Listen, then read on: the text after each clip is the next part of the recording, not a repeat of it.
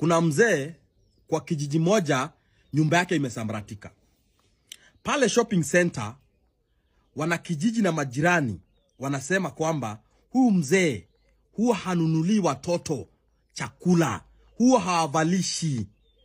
Lakini huyu mzee akienda shopping center huwa anaambia wazee wenye wanasema hivyo au majirani, wacha nipigie kijana yangu mmoja musikie jana walikula, ama huwa na wanunulia chakula.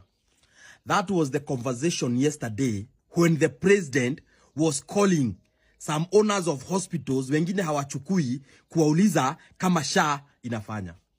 Let me take you back to maybe 2005 when Kibaki was president.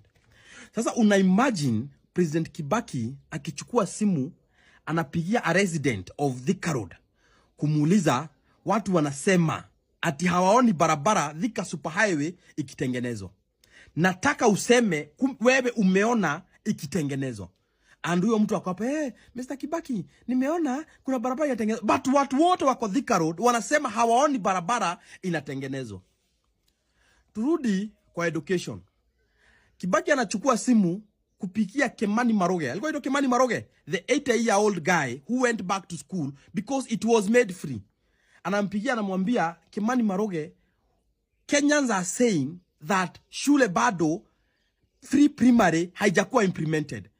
Nataka uongee kwa simu wasikie ati free primary imekuwa implemented.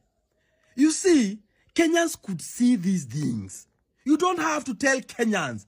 The Kenyans who are saying SHA is not working are Kenyans who are using it. Wale wa Kenya wanaenda wanaambiwa SHA inalipa kitanda peke yake, mtu akiwa na bill ya 1 million, ni wa Kenya ambao wameregister kwa SHA, Mr. President.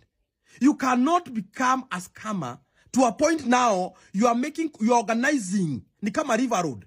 Kenya imekuwa kama River Road. Ile unasikiaga watu wanaorganizigi na watu wengine huko wascam mtu mmoja tu mwenye anapita. Mama mmoja mwenye hajielewi akipita hapo, watu wanakuja hapo, mtu ajiwekea 200 sijui shika hii farasi umekura 400, wakitime tu mtu mmoja wa mkoni hizo pesa zake. Mr. President, we are talking about Kenyans who are using these services. Na wanakuambia they are not working. Stop going and organizing with some doctors somewhere and calling them ati ndio wa Kenya waseme zina work. If they are working, Kenyans will tell you they are working. These are Kenyans who are using these services. If they are not working, Kenyans will tell you they are not working. Do something about it.